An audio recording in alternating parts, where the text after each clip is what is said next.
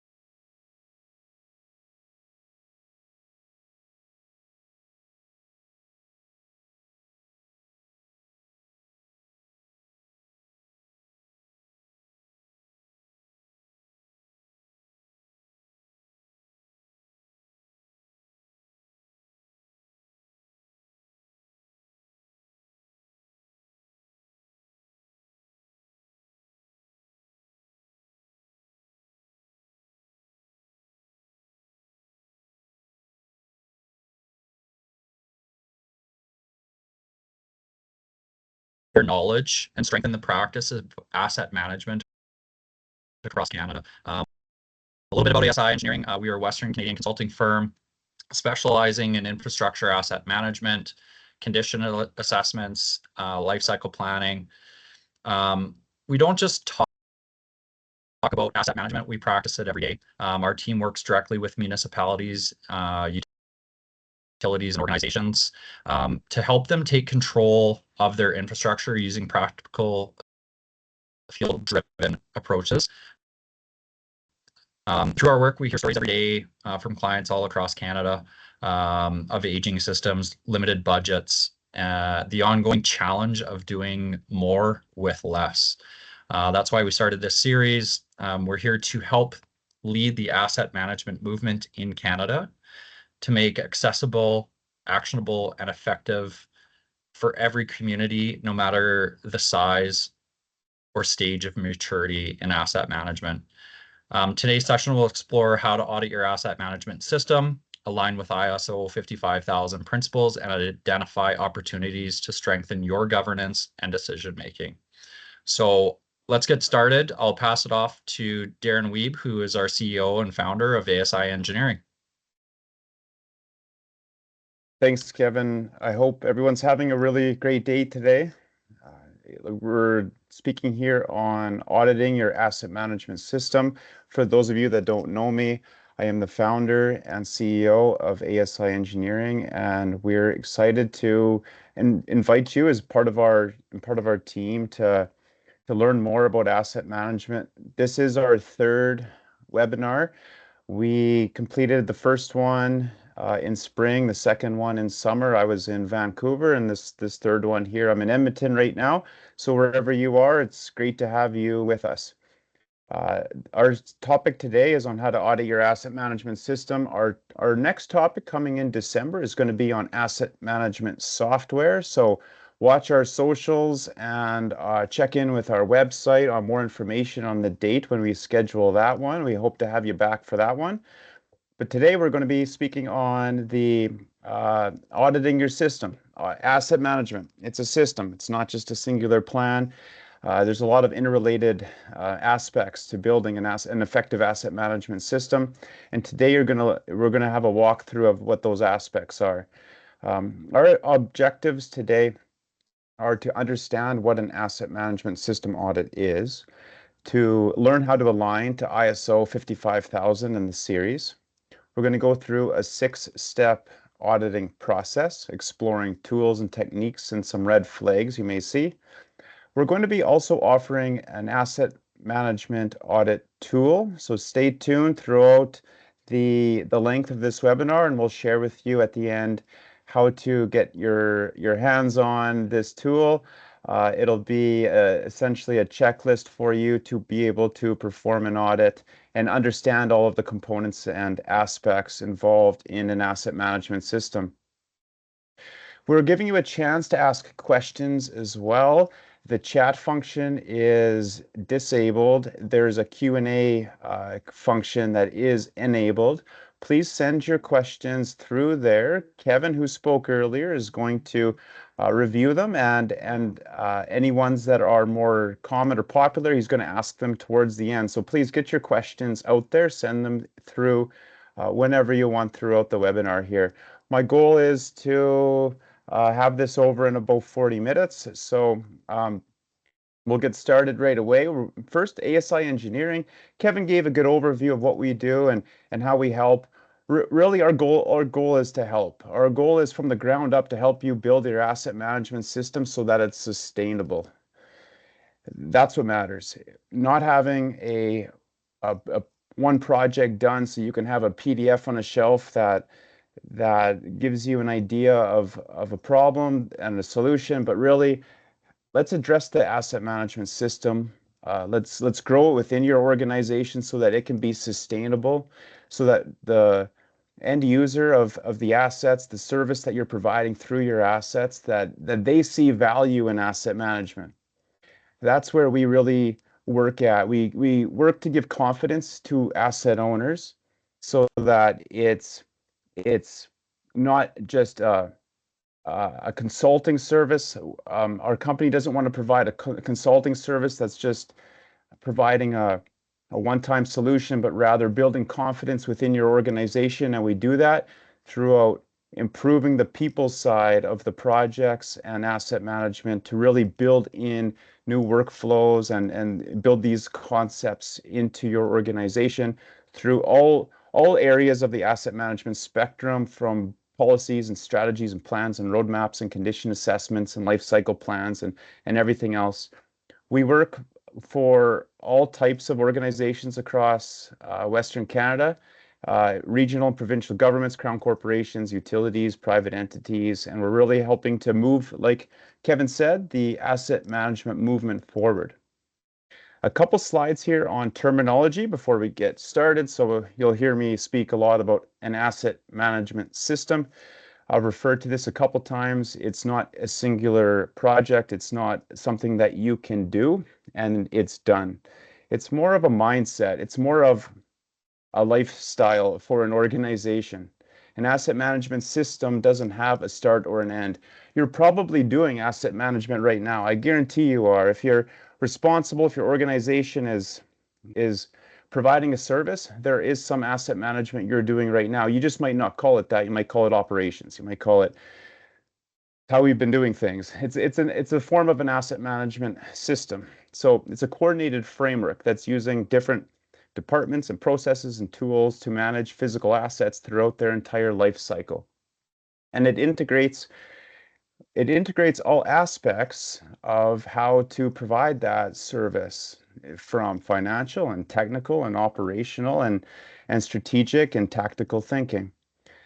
Asset management systems provide visibility of the assets through condition assessments, through asset registers, through record keeping, and everything else in between. So a way to think about it is, it's not just, do we have plans, but are the plans being used, integrated into decision making, and updated in a sustainable way?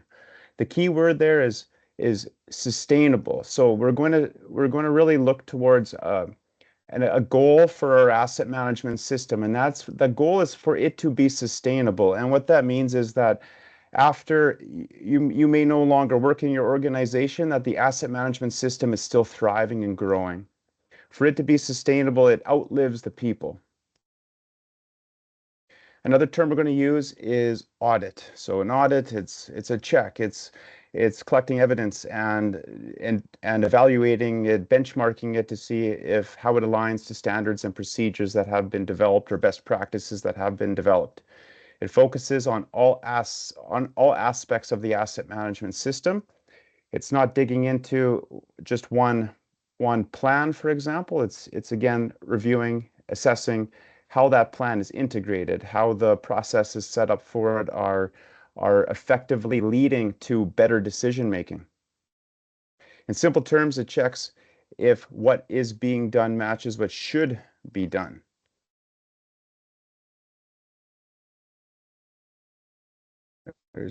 Why was this topic chosen? This topic, I've two reasons, probably more, but two that stood out to me was a previous project we worked on with a small municipality where the CAO asked us to kind of dig into the system that they're using right now for making decisions, and ultimately that led us to uncovering that there was almost no system being used. It was a matter of all work was being performed and recorded, say, through the memory of the foreman of the operations department. Nothing was really being recorded or saved or placed anywhere for anybody else, and that wasn't a sustainable solution. So we were hired to kind of figure out the root cause of that, and then really to develop out an asset management software and workflow improvement for all of the internal staff, an asset management for them that included a cyclical uh, uh, timeline of events, meaning that there was a plan every year, there was inspections being done in certain quarters, there was maintenance being done, it was all being recorded in a database. We helped out build out their asset management system from not having a system. The second topic that led us to choose why to have a webinar on auditing your asset management system was a conversation we had with a provincial government in Western Canada. We sat down around their table with their asset management department, and they just shared their stories with us, and we talked through the stories with them. And ultimately, they, almost confessed that they were not technical with asset management. They worked in the asset management department, but didn't really know or had training in it. They hired out all of the tasks essentially. They were glorified contract administrators, but in asset management, and had no internal audits or verifications done that the work was meeting any standards. Essentially, they said we pay the bills, we assume it's getting done right, but no, we don't have any way to identify that it is. I found that as a major red flag. I walked out of that meeting with kind of almost those shivers where you feel like something could be wrong. And I thought we got to do a webinar on this. I think it's time to share the story of the importance of taking a look at to see how your asset management system is performing. So the overview for this webinar is we're going to go through the topics of the foundations of an asset management audit, the auditing process, tools and techniques, some red flags that may be seen, and how to apply those audit results. The figure on the right of the screen here is an image of the asset management auditing tool that we'll share with anyone who reaches out after. We'll just give you instructions towards the end of the webinar as to how to get your hands on the auditing tool. Okay, let's start with foundations of an asset management audit. So the first topic will be, why perform an audit? So just a question to ask yourself, how complete is our asset management system? Maybe think for a moment, rate your asset management system on a scale of 1 to 10. And where is it? What would it take to reach a 10? Just kind of sit on that in your mind for a little bit.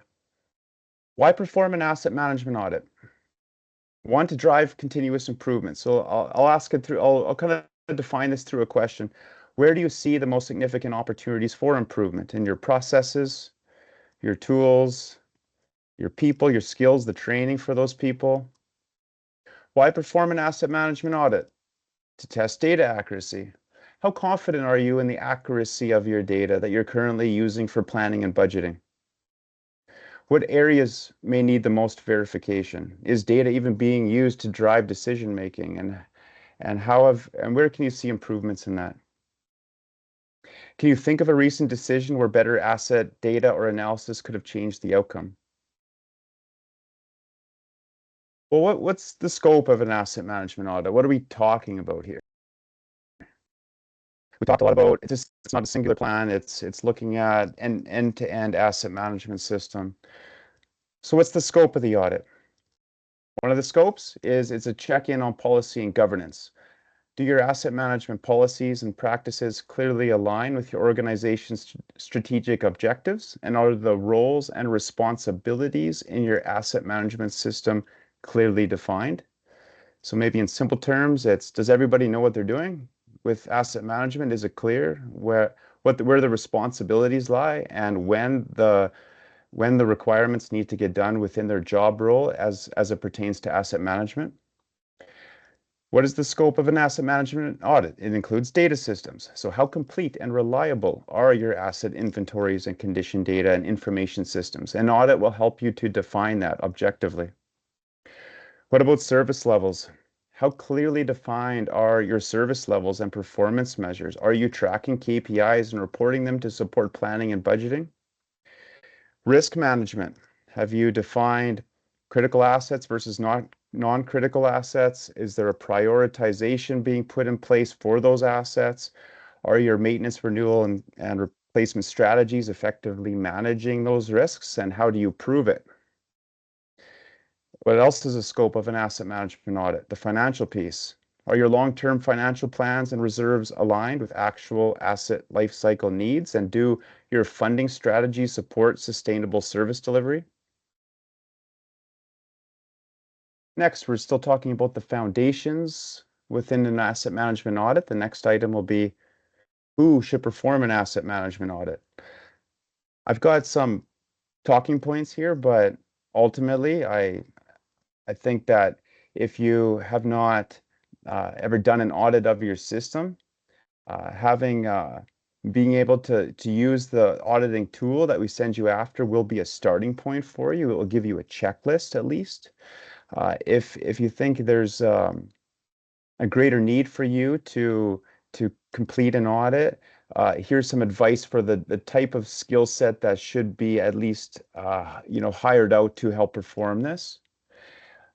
Knowledge, someone who has knowledge of ISO 55000 and who would be considered an expert and has expert experience with asset management. And I mean hands-on experience, not theory or book knowledge, but building asset registers, performing condition assessments, developing life cycle plans. Someone who has experience with finance and governance, so yeah, thorough knowledge of budgeting and reserves and funding programs and the legislative requirements surrounding that. Someone with professional skills, as auditing will include interviewing and analysis and reporting with independence and objectivity, and someone with soft skills and awareness and the ability to communicate with different people groups and personalities within an organization's makeup. Because, as I'm sure we all understand, asset management cannot be done in a silo. It cannot be a person's job. It is a organizational mindset. And being able to collaborate effectively throughout an audit is very important for that auditor to get that information flowing. And if you have audit training, the ISO 19011 is an international standard for auditing, definitely a recommendation for following as well. When should an audit be performed? Well, if you've never done one, probably now. If you have done one, there should be a frequency set up. Small organizations, maybe every 5 years. Larger organizations, maybe every 2 to 3 years. It really it depends on the risk. And I would suggest triggers by governance concerns. So say the leadership identifies that there's gaps or inconsistencies or lack of accountability. Maybe there's no kind of system for proving how where money's flowing and how expenditures are being recorded and being able to dig up that data. It all resides in somebody's head. Well, that's likely a good reason to initiate an audit. Operational failures, these are asset failures. This is like service disruptions and breakdowns, catastrophic events, or safety incidences. There's typically a crack in the asset management system if there's failures, and that's something that where you should dig into what's going on and do a root cause assessment about to define how to make improvements, and an asset management audit would fit in really well there. And also financial red flags, unexplainable budget variances, abnormally high rising infrastructure costs. You may want to conduct an audit in that.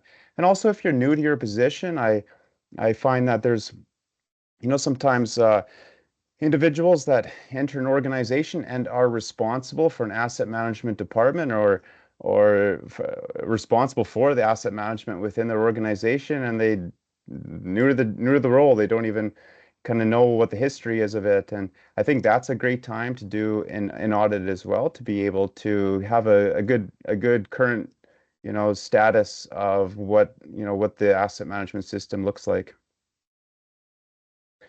What are some expected outcomes of an audit? So some suggestions here. This is not all inclusive, just some ideas. One is governance gaps. You will likely find that some asset management roles and responsibilities and decision authorities across departments may not be documented or established sufficiently. You may find that there's resource inefficiencies. You will identify likely some duplication or underutilized resources. Likely some missing data, lack of technology, and workflow bottlenecks are all expected outcomes from an audit. You'll be able to confirm with compared to standards. So you'll confirm the organization's current limitations of its asset management framework, where it's working, where it's not working, where the gaps are, and be able to, from that, develop an action plan to implement improvements. It's nothing more exciting than that. And decision confidence, you'll be able to increase and strengthen confidence in decision making for funding, for projects, for making decisions for personnel, and in what's needed. Maybe there's a lack of personnel or resources to oversee the scope of assets that you're responsible for. These are all outcomes that will come from an audit. In summary, we gave an overview of the foundations of an asset management audit. We discussed why perform the audit, the scope of an audit, who should perform the audit, what likely frequency you should be meeting for conducting an asset management audit, and some realistic expected outcomes.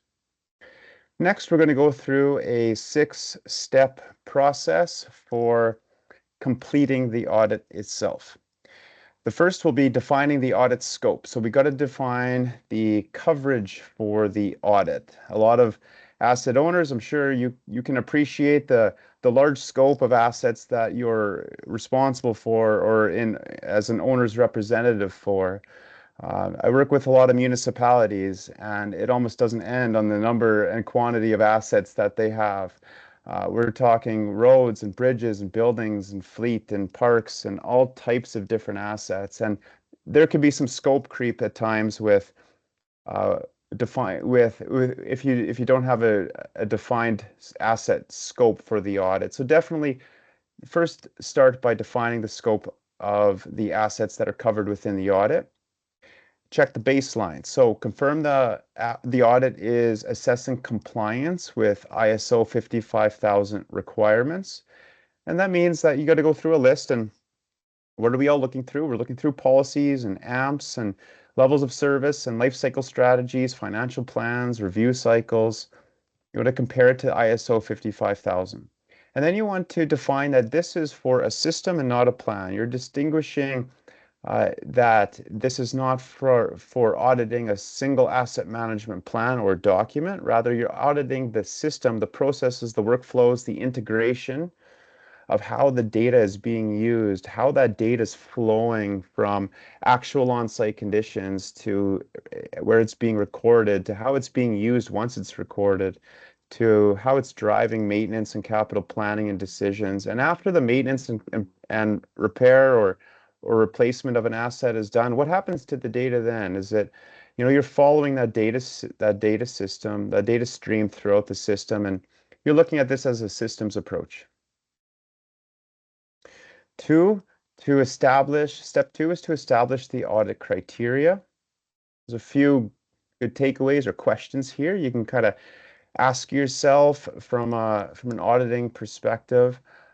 First would be strategic alignment. Are our asset management processes aligned with organizational objectives, policies, and planning frameworks?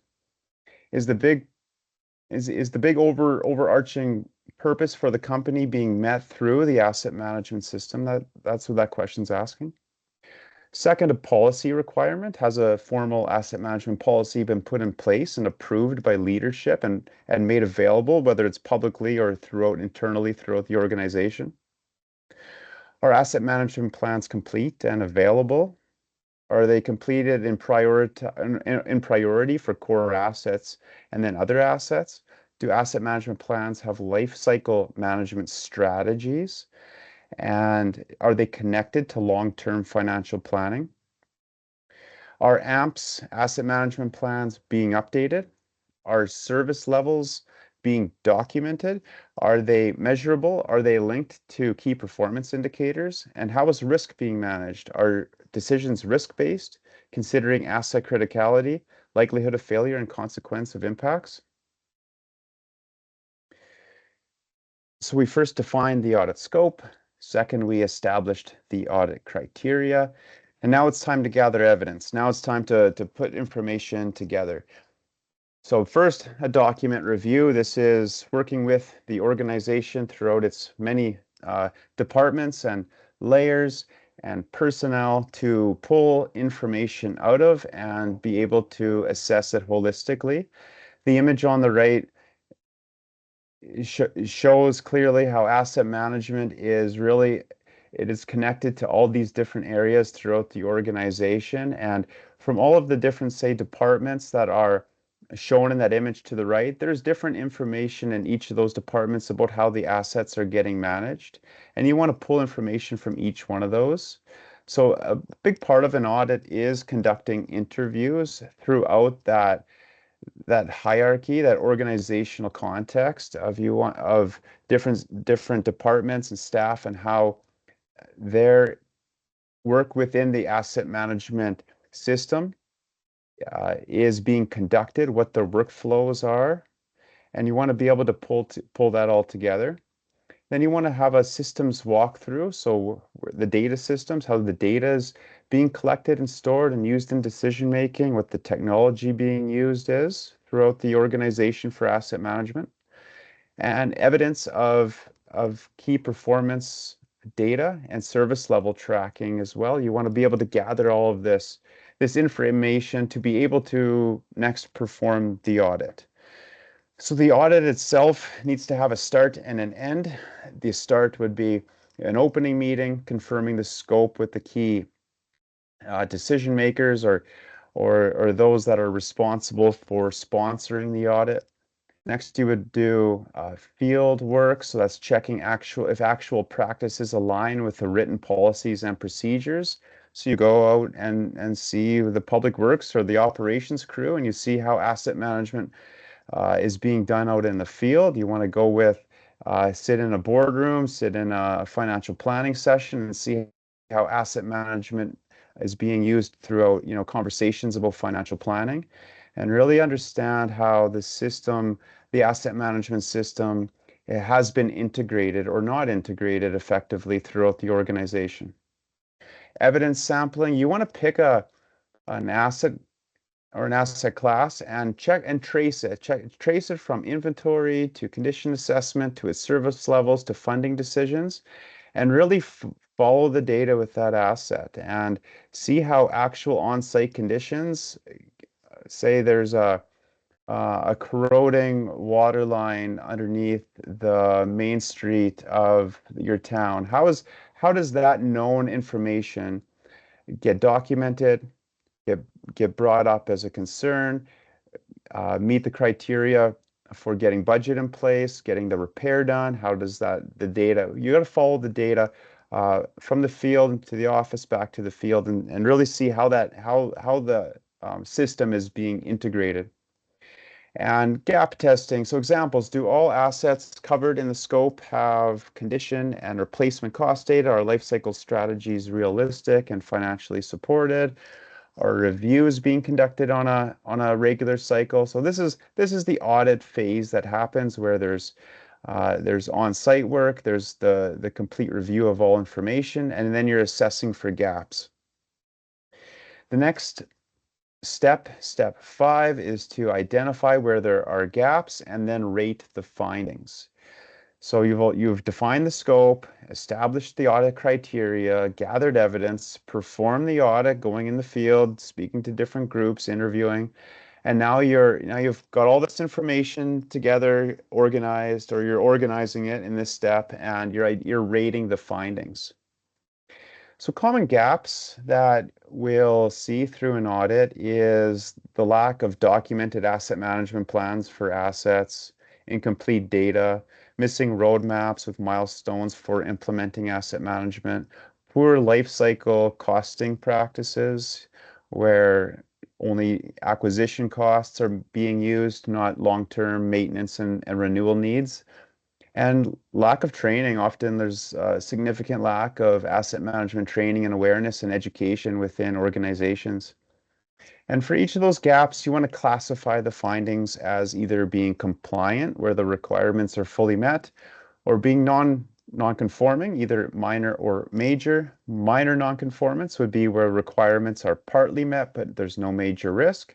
Where major non-conformance ratings would be that requirements are not met and it threatens compliance, maybe possibly legal issues. Opportunities for, and then classify a finding could be an opportunity for improvement. So this is where the minimum standards are met, but there could be improvements made. And the audit would complete through a report and recommendations and closeout meetings or closeout presentations of the findings.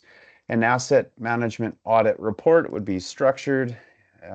An idea of that structure would be having an executive summary, a compliance matrix where the gaps are, identification of where the key strengths and practices for the organization lie, and where the gaps and the risks for the organization are as well, what the recommendations are, and then an action plan with timelines. I find that this will be some of the most important step here is developing out an action plan with timelines, and this could be or should be an iterative project throughout the different departments that were initially interviewed, as they're the ones who will have to really kind of own the improvements, and you want to develop out where, based on the gaps and the recommendations, what would be our timeline or roadmap for implementing these?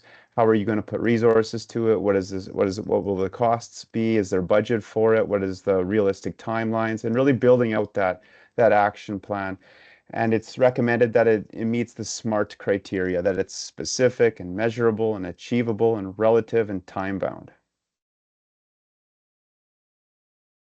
So in overview, the summary of the auditing process, there's 6 steps. The first step was defining the audit scope. The second step was establishing audit criteria. The third step was gathering evidence and interviewing. The fourth step was performing the audit. The fifth step was identifying gaps and rating findings. And the sixth step was at the final report and recommendations with a strong action plan. Tools and techniques. This is one of the tools that could be used. This is a checklist or an auditing tool that our organization here, ASI Engineering, has developed. It has several different sections in it. This goes across the spectrum of what asset management is all about, where there's a pre-audit setup, there's an evidence pack, a compliance matrix, governance and alignment, asset data, levels of service, risk and criticality, financial strategy, life cycle strategies, capital planning, operations and maintenance, information systems, people and competency, transparency, performance improvements, and document control. All of these sections are all different aspects of the audit that you will be reviewing, or that the audit will be analyzing or assessing. And the tool here shown on the right is available for you free of charge. We just want to help move asset management in the right direction. So we've developed this over our experiences, and we want to share this with you. It's there's over 100 items in here, essentially a step-by-step guide. And just email us, just send an email to info at asiengineering.ca, please, and we'll send over a copy of this audit tool. If you're not ready to maybe do an audit, what this is, if nothing else, is it gives you a good checklist of what a complete asset management system would include. So yeah, email us and we'll send you over a copy for yourself. Some red flags. So these are just some experiences that we've seen with doing audits ourselves. So within policy and governance, we'll see more often than not, there's not even a policy in place. It's kind of step one, or one of the early steps for asset management. And either there's a policy missing, or it's outdated, or it's just not approved. It was drafted and put in a folder, and there it stayed.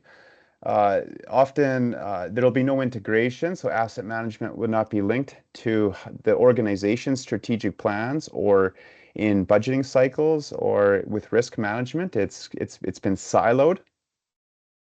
Another red flag is weak accountability. So roles are unclear, who is responsible for what and when it's due is unclear, not signed, and not enforced.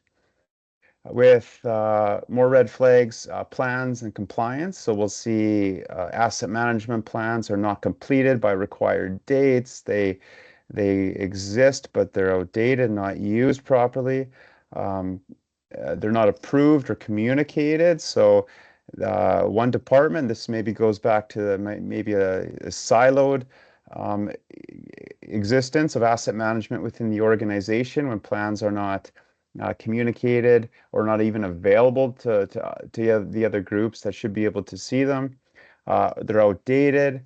Uh, Data and systems is another area where there's red flags. So incomplete inventories, often missing assets, duplicate entries, and key data still residing in spreadsheets in 2025. We're still using those tools, which can work, but it's typically those spreadsheets are saved on local drives or folders, and they're not available to others within the organization, which speaks against the need for sustainability.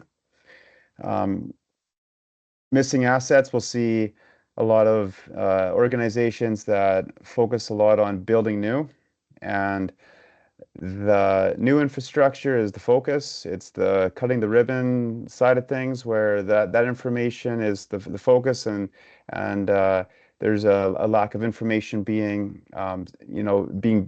stored or being able to be found from older existing assets that have been in the system a long time, or vice versa. Sometimes when there's organizations that are building a lot of new infrastructure fast, it takes years sometimes to get that asset data into the system. That's another red flag. There's a giant backlog. I think I heard today in a conference I'm in that there's something like 22,000 work orders on a backlog for one asset manager. It's Those are, red flags. Weak condition data. Often organizations will rely on age maybe instead of doing inspections or testing frequencies. When possible, that is preferred to improve data sets, and no governance, no data governance. So no version control, no audit trails, no quality checks on data. There needs to be that auditing process for your data systems. Other red flags, levels of service. Some organizations don't even use the term, don't even define their service levels yet. They're just not there in the maturity.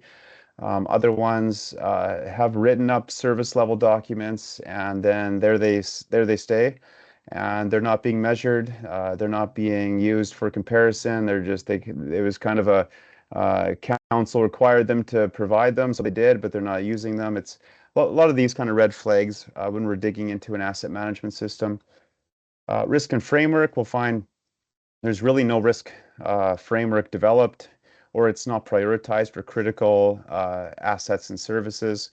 There's ignored backlog, like I just mentioned, or it's been developed sometimes. Life cycle approaches are developed with a one size fits all, trying to group every asset in a general life cycle approach. You'll see this a lot with, using age-based formulas with say assets, say a cast iron water line lasting, 60 years.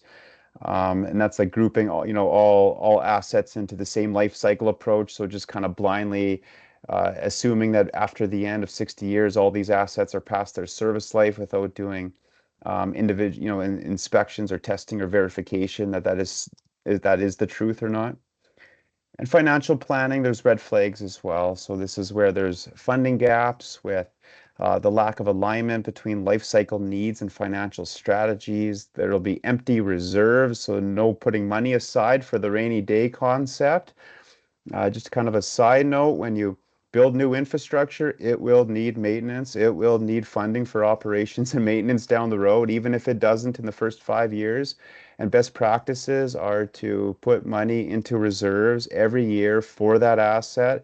So there's essentially a savings account for that asset class, so that when maintenance or replacements or renewals are needed, you've been saving up for it, and you're not having to take a loan out or go backwards financially to be able to plan to replace or maintain that asset. But putting money into reserve is a best practice that should be followed. And a focus on short-term, needs versus long-term planning. There's always kind of that, reactive versus proactive approach that we're still seeing with the management of assets and within their systems. Okay, the fifth section is how to apply audit results. So when you have your report, when you have the actionable items on how to implement your audit findings, how do you do that, or what's the next step? So the next step could be to prioritize high risk gaps. So first focusing on compliance related breaches, critical asset risks, and significant funding vulnerabilities. Another thing to do is prioritize your actions with aligning them with the strategic goals of the organization.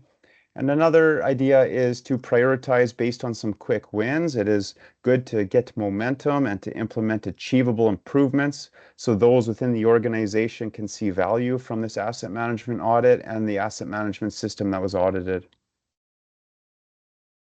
And embedding continuous improvement, asset management, in my opinion, is a synonym for continuous improvement. Uh, please work with an ongoing continuous improvement framework and mindset when you're building an asset management system. It's 1% a day that we're looking for from how do we get better and how do we make improvements.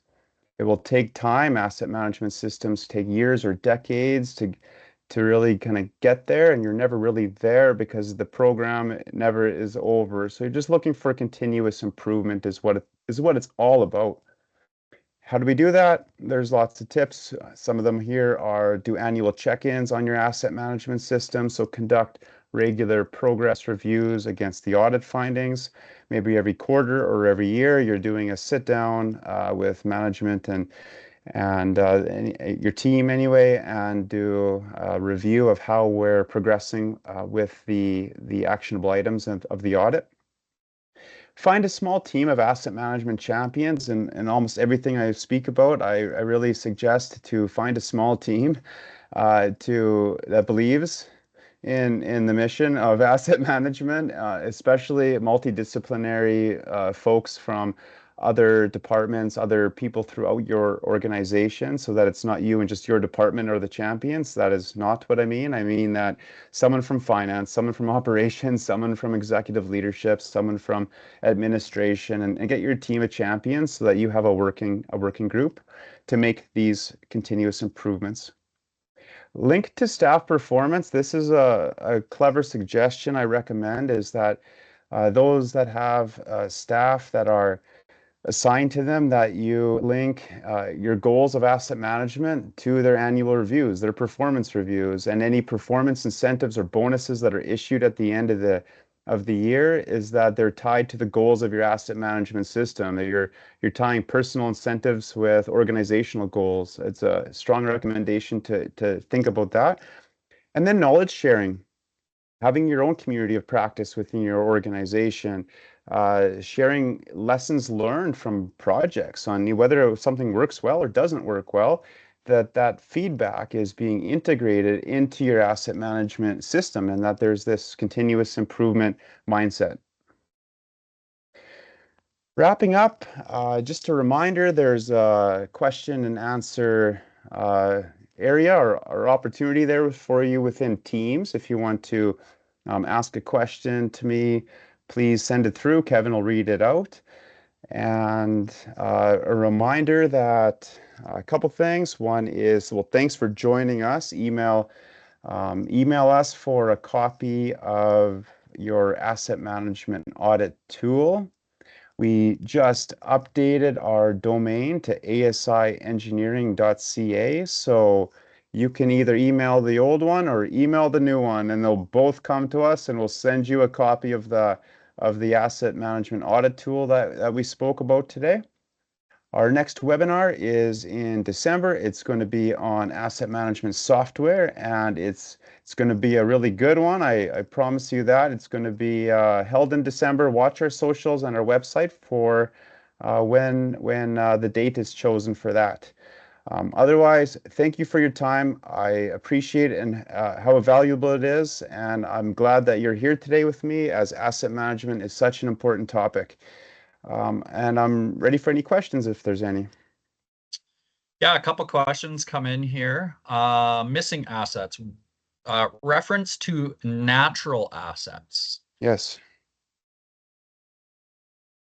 Yeah, so natural assets sometimes aren't considered to be, or maybe not a part of an asset management system yet. However, they need to be. Typically, poor assets that directly have affected the end user. So water lines and water lines and roads and sewer and storm systems. Those are typically considered more of core assets, and those have over the years been prioritized as assets that needed inspections and maintenance and work on. Now, as we continue to progress and mature our asset management systems, I really want to share with you that natural assets, so these are trees and land and our green spaces, these also need to be included in our asset management systems. They need to be managed. They need stewardship. Our goal of asset management is sustainability. It is so that this world and our systems exist past us, and natural assets definitely align with that vision.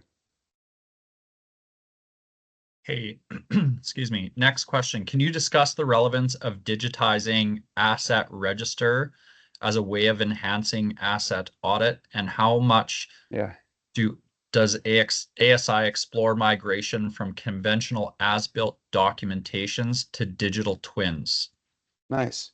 That's a good question. I think it's a two-part question. One is having a centralized database will definitely improve the auditing system, especially if that is an organizational tool that's been approved to be used as a data storage system that gives the audit an enhanced ability to be able to see if that system is being used properly.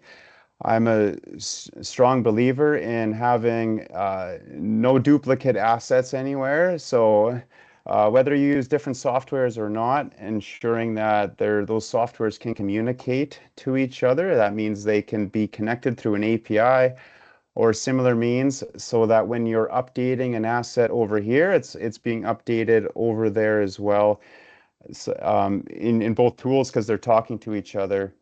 There's a lot of good technology out there now. Of course, we all know we're almost in 2026. These tools exist. ASI engineering, we have City Optima, that is our software that we use with our clients for having a centralized knowledge repository and work order capital planning system or tool. If you have an alternate system or any other system, this data can always be migrated over quite efficiently. Uh, Often what we see is that data resides in people's heads, it resides in paper, and it resides in on paper maps in random locations. It's not centralized that well yet. One aspect our firm does is we're a hands-on asset management team, so we come out to our clients' sites in person to their offices, and we interview the public works foreman, and we interview the girl in finance or accounting, and we interview the teams and pull that information out of their heads, as well as help them go through their asset records, scan files, get it into the system so that information is being stored in a sustainable way. Because anything can happen, right? There can be a fire in that building, you lose all that information. There can be someone who leaves that job or retires, and you will lose that information, and that's not sustainable. So ensuring that the digitization of records is being done is a very important aspect of asset management systems. Okay. Next question is, the word auditing can get people's backs up. How do you conduct your audits so that they are more of a continuous improvement exercise than an examination looking for fault? That's a very good comment. I thought about that to myself even when I titled the webinar "Auditing Your Asset Management System." I suppose there would be perception in people's minds about the anxiety that comes with an audit. Am I going to get in trouble? We all kind of probably know our asset management systems aren't as mature as they could be. There's gaps. That's That's very common. And there can definitely be anxiety around an audit is happening. And what that leads to is maybe the lack of information sharing or not being as transparent as you could during an audit because you want to make sure you pass. And the more you share, the more the auditor finds out about where you're actually at with your asset management system. So it's it's how we communicate, it's how we frame it. Um, First of all, unless unless compliance or regulatory requirements require it, like in Ontario, uh, provincially, they have some legislation where maybe that there may be a compliance requirement.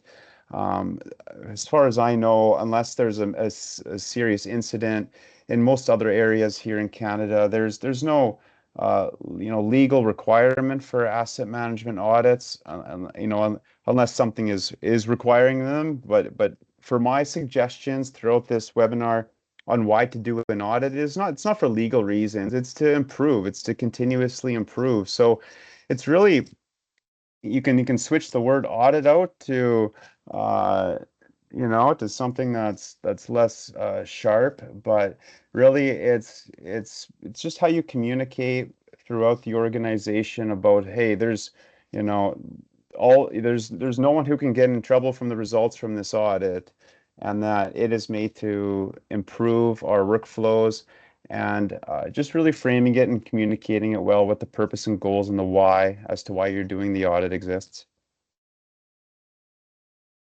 Hey, and last question is, what emerging trends in asset management should professionals be preparing for over the next 5 years, and how can they best equip themselves to stay ahead in the field? Love it. That's maybe that's a business question more than an auditing question, but here's my opinion on it is that asset management, I used this metaphor earlier today in the conference I'm in, is that, well, computers in the 90s, right? More of the, I know where I'm from, more of the wealthier families had them. Not everyone could afford one. They were expensive. And what has happened to technology over time? It has become faster, more efficient, and a lot less expensive. And that is the emerging trend with asset management. Asset management is just a couple fancy words if it's not implemented. If you're not if you're not improving your management of your assets and the services that those assets provide, if you're not doing that, you have to dig into why not. And often asset management is too expensive. So going out and paying tens of thousands of dollars for a road assessment to figure out you got a bunch of roads that need to be resurfaced and you have a bit of a prioritization plan might not be the best use of money, or the report is too uh, or you get your whole system assessed, and now it's this shock factor that comes with too much data, and you freeze on it, and all you did is you spend a lot of money on asset management, but it's not doing anything. So the emerging trend with asset management is the focus has to be on the implementation of it. So how do we focus on the implementation of asset management? Well, we have to make it affordable. So making asset management affordable using better and newer technologies is the emerging trend. Not spending tens of thousands, but spending hundreds instead, so that your decision making, so that you have data that's good enough for decision making. I'm going to draw another metaphor example here. So I'm an engineer, and this is an engineering company that I'm the CEO of.